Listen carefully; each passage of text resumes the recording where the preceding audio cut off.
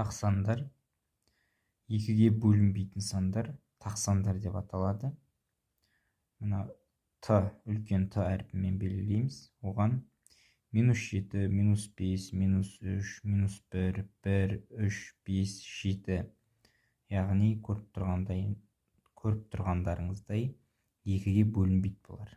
Бөлінсе де қалдықпен бөлінеді. Енді қараңыз, бұның астында бізде жұп санда формула екен болса, тақ санда 2n-1 түрінде көрсетуге болады. Яғни 2n плюс, одан 1 алсақ, бізде тақ сан деген сөз. Және сол жұп сандық секілді бұнда да бүтін сандарға тиісті болып келеді тақ сандар.